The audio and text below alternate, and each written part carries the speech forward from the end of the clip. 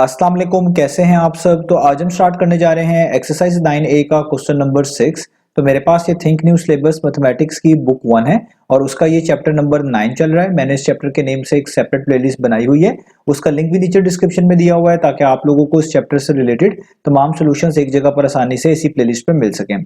इसके अलावा आपको डिस्क्रिप्शन में मेरे सोशल अकाउंट्स के लिंक यानी मेरी फेसबुक प्रोफाइल, मेरी इंस्टाग्राम प्रोफाइल और मेरा ईमेल आईडी भी मिल जाएगा। आप इन्हीं अकाउंट्स के थ्रू अपने क्वेश्चंस को, सजेशंस को मुझ तक भी पहुंचा सकते हैं। तो स्टार्ट करते हैं क्वेश्चन नंबर 6 को। तो इसकी स्टेटमेंट में रीड कर रहा हूं। यहाँ पे लिखा हुआ है गिवन दैट, यानी आपको कुछ आगे प्रोवाइड किया गया है, कोई चीज पहले से दी गई है और वो क्या है, वो है A/B/C की वैल्यू।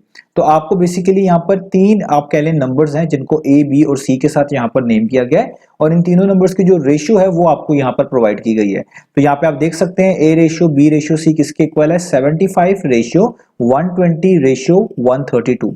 अब याद रखिएगा ये इनके ऑर्डर के मुताबिक ही ये वैल्यूज इनको कॉरेस्पॉन्ड करती हैं। पहले यहाँ पर अगर A लिखा हुआ है तो यहाँ पर 75 A को शो कर रहा है, यहाँ पर B लिखा हुआ है तो ये 120 B को रिप्रेजेंट कर रहा है और इधर आखिरी में C लिखा हुआ है तो इधर भी आखिरी में जो 132 है वो C को रिप्रेजेंट कर रहा है। तो जिस ऑर्डर में यहाँ पर ये जो लेटर्स हैं वो लिखे गए हैं उसी ऑर्डर में उनकी वैल्यूज भी रेशियो में आगे मेंशन कर दी गई है। अब पहले पार्ट में आपको कहा जा रहा है कि सिंप्लीफाई करके दिखाना है A/B/C को, यानी आपने इसी कंप्लीट रेशियो को सिंप्लीफाई करके दिखाना है। तो सिंप्लीफाई करने का मतलब होता है चीजों को सिंपलर टर्म्स में एक्सप्रेस करना। कहीं पर अगर कोई कैंसिलेशन हो सकती है तो उस कैंसिलेशन को कर देना, यानी चीजों को ऐसी फॉर्म में आप कह लें कोड करना, ऐसी फॉर्म में आंसर्स को एक्सप्रेस करना कि उनमें मजीद किसी भी किस्म की कोई आप कह लें कैंसिलेशन की या किसी भी किस्म की मजीद को आप कह लें कोई सिंप्लीफिकेशन की गुंजाइश ना रहे, उसी को हम सिंप्लीफाई करना कह रहे होते हैं। तो स्टार्ट करते हैं। सबसे पहले तो हमने इस पूरी रेशियो को सिंप्लीफाई करके दिखाना है। तो पहले मैं इसको यहाँ पे नोट डाउन कर लेता हूँ। तो यहाँ पे हमारे पास मेंशन्ड है A/B/C और इनके नीचे इन्हीं की वैल्यूज लिख देता हूं। A को रिप्रेजेंट करने के लिए उन्होंने 75 दिया हुआ है, रेशियो का सिंबल। B को रिप्रेजेंट करने के लिए उन्होंने 120 हमें दिया है और रेशियो का सिंबल, और C के लिए उन्होंने यहाँ पे जो वैल्यू चूज की हुई है वो है 132। अब जब भी हमारे पास इस तरह रेशियोज मेंशन्ड होती है तो हम कोशिश करते हैं कि हमारे पास जो यहाँ पर क्वांटिटीज दी गई हैं इनको कंप्लीटली डिवाइड कर देने वाला कोई नंबर ढूंढे। यानी हमने ऐसा नंबर ढूंढना है 1 के अलावा जो इन तीनों को कंप्लीटली डिवाइड करता हो। अगर कोई नंबर 1 के अलावा मिल जाएगा तो हम उसी सेम नंबर से इन तीनों को डिवाइड कर देंगे। अगर नहीं मिलेगा तो यही हमारा फाइनल आंसर होगा, यही इसकी सिंप्लीफाइड फॉर्म होगी। अब आप देखें जो 75 है ना, ये 3 पर कैंसिल आउट होता है, यानी 3 के टेबल में 75 आता है। 120 भी 3 पर कैंसिल आउट होता है, 3 के टेबल में 120 आता है। और इसी तरीके से 132 जो है ये भी 3 पर कैंसिल आउट होता है, 3 के टेबल में 132 भी आता है। तो इसका मतलब हमें इन तीनों क्वांटिटीज को, इन तीनों नंबर्स को 3 पर डिवाइड करना चाहिए। अब हम ये पता भी लगा सकते हैं देख के कि कोई नंबर 3 पर डिविजिबल है कि नहीं है। ये मैं डिविजिबिलिटी रूल्स आपको सिखा भी चुका हूं। जैसे अगर आप देखें 75 लिखा हुआ है और आप मैनुअल डिवीजन नहीं करना चाहते और आप ये पता लगाना चाहते हैं कि ये 3 पर डिवाइड होगा कंप्लीटली कि नहीं, तो आप जस्ट इसके जो डिजिट्स हैं इनको ऐड करें। जैसे यहाँ पे देखें पहला डिजिट 7 है और दूसरा डिजिट 5 है, आप इन दोनों को क्या कर दें, ऐड, यानी 7 + 5 कर दें। तो 7 + 5 करने से आपको क्या मिलेगा, 12। तो अगर ऐड करने के बाद डिजिट्स को आपको कोई ऐसा नंबर मिलता है जो 3 से डिविजिबल है तो इसका मतलब आपका ये ओरिजिनल नंबर भी 3 से डिविजिबल होगा। अगर ऐड करने के बाद इनके डिजिट्स को कोई ऐसा नंबर मिलता है जो 3 से डिविजिबल नहीं है तो आपका ओरिजिनल नंबर भी 3 से डिविजिबल नहीं होगा। तो देखिए 7 और 5 को हमने अगर ऐड किया तो 12 मिला, 3 4 टाइम्स 12 होता है, 12 3 से डिविजिबल है, इसका मतलब 75 भी 3 से डिविजिबल होगा। तो इस तरह आप 120 को चेक करें तो इसके तमाम डिजिट्स को ऐड करके 3 मिलता है, तो 3 जाहिर बात है 3 के टेबल में आता है, 3 3 से कंप्लीटली डिविजिबल होता है। इसी तरीके से 132 के मामले में इन तीनों डिजिट्स को आप ऐड करेंगे, 1 को, 3 को और 2 को, तो आपको 6 मिलता है, तो 6 भी 3 से कंप्लीटली डिविजिबल होता है।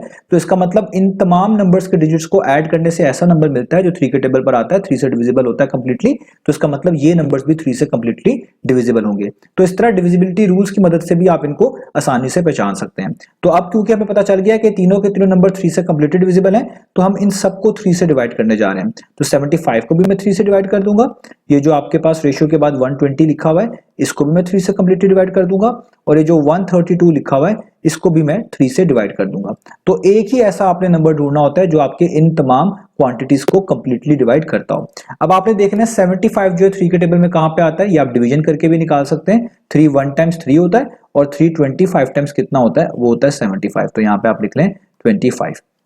और ये भी बहुत आसान है, आपने देखना है कि 120 जो है वो 3 के टेबल में कहाँ पे आता है। आप ये डिविजिबिलिटी जो रूल्स हैं उनके थ्रू तो यहाँ तक पता चल गया है, सिंपल मैनुअल डिवीजन करके भी इसका आंसर निकाल सकते हैं। वैसे भी बड़ा इजी है, 3 1 टाइम्स 3 और 3 40 टाइम्स कितना होता है 120। तो 3 के टेबल में अगर आप देखें 3 को 40 से मल्टीप्लाई करें तो 120 आता है, तो यहाँ पे आ गया 40।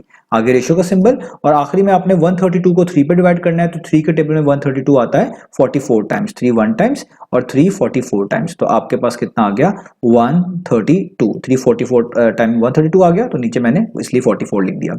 अब आपके पास देखिए जो फाइनल वैल्यूज हैं इनको आपने दोबारा से चेक करना है कि इन फाइनल क्वांटिटीज को भी कोई कंप्लीटली डिवाइड कर देने वाला 1 के अलावा कोई नंबर मौजूद है कि नहीं है। तो अब आपको कोई भी ऐसा नंबर नहीं मिलेगा। तो फॉर एग्जांपल अगर आप 25 और 40 को देखें तो 25 5 से कंप्लीटली डिविजिबल है और 40 भी 5 से कंप्लीटली डिविजिबल है, लेकिन 44 नहीं है। 44 और 40 को अगर आप देखें मिसाल के तौर पर ये दोनों 2 से कंप्लीटली डिविजिबल हैं, लेकिन 25 2 से कंप्लीटली डिविजिबल नहीं है। तो आप किसी भी सिनेरियो में देखेंगे तो कोई एक ऐसा नंबर नहीं मिलेगा जो इन तीनों नंबर्स को कंप्लीटली डिवाइड करता हो। तो इसलिए हम कहेंगे कि ये हमने अपनी इस गिवन रेशियो को यानी A ratio B ratio C को सिंप्लीफाई कर लिया, इससे आगे सिंप्लीफाई नहीं हो सकता। तो ये हमारे पास इसके फर्स्ट पार्ट का आंसर हो गया। अब हम इसका सेकंड पार्ट देखते हैं। तो सेकंड पार्ट में लिखा हुआ है फाइंड बी रेशियो 8। तो मैं यहां पे लिखता हूं उसका सेकंड पार्ट। हमने सेकंड पार्ट में फाइंड आउट करना है बी रेशियो ए। अब देखिए बी रेशियो ए से क्या मुराद है, आपने यही जो चीज फाइंड आउट की हुई है ना ऊपर, यही आप पे इधर से आपने सारी चीजों को अब नोट डाउन करना है क्योंकि आप सिंप्लीफाई कर चुके हो। ये जो आपकी फर्स्ट क्वांटिटी थी ये किसको रिप्रेजेंट करती थी, ए को। ये जो आपकी सेकंड क्वांटिटी है 40 ये किसको रिप्रेजेंट करती है, बी को। और ये जो आपकी लास्ट क्वांटिटी है 44 ये किसको रिप्रेजेंट करती है, सी को। तो अगर वो कह रहे हैं ना बी रेशियो ए निकालें तो आपने बी और ए की वैल्यूज यहीं से पिक करनी है। तो पहले बी लिखा हुआ है तो बी की वैल्यू कितनी है यहाँ पर 40, तो बी की जगह पे आप क्या लिखेंगे 40, रेशियो का सिंबल। आगे लिखा हुआ है ए, तो ए की वैल्यू कौन सी है यहाँ पर, वो है 25।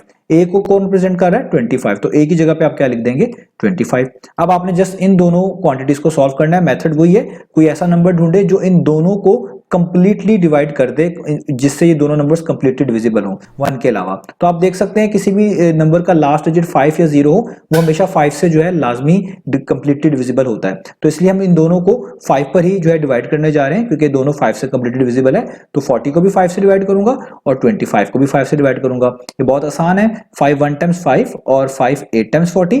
इस नीचे वाले 1 को लिखने की जरूरत नहीं है, तो आपके पास पहले आ जाएगा 8। आगे रेशियो का सिंबल 5 1 टाइम्स 5 और 5 5 टाइम्स 25। तो इस नीचे वाले 1 को लिखने की जरूरत नहीं है, तो आपके पास यहां पर आ जाएगा 5। तो ये जो 8 रेशियो 5 आया इसको आप फर्दर सिंप्लीफाई नहीं कर सकते क्योंकि आपके पास इन दोनों नंबर को कंप्लीटली डिवाइड कर देने वाला 1 के अलावा और कोई भी नंबर मौजूद नहीं है। तो ये इसकी सिंप्लीफाइड फॉर्म होगी। तो ये हमारा हो गया सेकंड पार्ट। अब चलते हैं इसके थर्ड पार्ट की पार्ट। तो थर्ड पार्ट में आपको कहा गया है कि आपने बी रेशियो सी निकाल कर दिखाना है। तो यहीं पर हम लिखेंगे थर्ड पार्ट को इसके नीचे ही कि अब हमने B ratio C find out करके दिखाना है, बी रेशियो सी। ठीक है, तो अब बी रेशियो सी में भी आपको बी और सी की वैल्यूज पुट करनी पड़ेंगी। तो ऊपर जो मेन आपने सिंप्लीफिकेशन की हुई है A ratio B ratio C की, यहीं से आपने वैल्यूज पिक करनी है। तो आपको मैंने बताया भी था कि जो 40 है ये आपका बी को रिप्रेजेंट करता है, तो इसलिए आप इस बी की जगह पे 40 लिखेंगे जैसे अभी सेकंड पार्ट में भी लिखा था। और रेशियो का सिंबल और सी वाली वैल्यू बिल्कुल लास्ट वाली वैल्यू थी। आप देखिए जो लास्ट में 44 लिखा था ये सी को रिप्रेजेंट करता था क्योंकि ओरिजिनल जो रेशियो है उसमें सी बिल्कुल एंड पे लिखा हुआ है, तो उसकी वैल्यू भी एंड वाली यूज की जाएगी। तो सी आपके पास रिप्रेजेंट करता है इस 44 को, तो हम यहाँ पे सी की जगह पे क्या लिख देंगे 44। ठीक है, अब आप देखिए कि कौन सा ऐसा नंबर है जो इन दोनों नंबर्स को कंप्लीटली डिवाइड कर दे 1 के अलावा। अब ये दोनों के दोनों नंबर 2 से भी कंप्लीटली डिविजिबल है, ये दोनों के दोनों नंबर आप कह लें 4 से भी कंप्लीटली डिविजिबल है। तो चाहे आप इनको 2 से कर लें चाहे आप इनको 4 से कर लें, इवेंचुअली आपको आंसर मिल जाएगा। जितना बड़ा नंबर पिक करेंगे उतने स्टेप्स आपके कम हो जाएंगे, जितना छोटा नंबर आपके पास फैक्टर के तौर पे मौजूद होगा उसको यूज करेंगे तो थोड़े स्टेप्स बढ़ सकते हैं, लेकिन answer at the end cutting करने के बाद आ ही जाएगा। तो ये क्योंकि दोनों के दोनों नंबर 4 से कंप्लीटली डिविजिबल है तो मैं इसलिए 40 को भी 4 से डिवाइड करवा रहा हूं और 44 को भी 4 से डिवाइड करवा रहा हूं। तो 4 1 टाइम्स 4 होता है, 4 10 टाइम्स 40 होता है, तो यहाँ पे आ जाएगा 10, नीचे वाले 1 को लिखने की जरूरत नहीं है। आगे रेशियो का सिंबल 4 1 टाइम्स 4 होता है, 4 11 टाइम्स 44 होता है, तो यहाँ पर आ जाएगा 11 और नीचे वाले 1 को लिखने की जरूरत नहीं है। तो देखिए देखिए 10:11 आ गया और आप जानते हैं कि 10 और 11 ऐसे नंबर हैं कि इन दोनों नंबर को 1 के अलावा कोई भी नंबर कंप्लीटली डिवाइड नहीं करता। तो इसका मतलब यही इनकी फाइनल फॉर्म है। तो आपने b रेशियो c भी निकाल लिया, वो है 10:11, b रेशियो a भी निकाल लिया, वो है 8:5, और ऊपर जो मेन थी a ratio b ratio c, उसकी वैल्यू भी आपने निकाल ली है, वो है 25:40:44। तो यही हमने फाइंड आउट करके दिखाना था। तो उम्मीद है आपको ये सोल्यूशन जो है समझ आया होगा। इंशाल्लाह नेक्स्ट वीडियो से मिलेंगे बाकी सोल्यूशंस के साथ।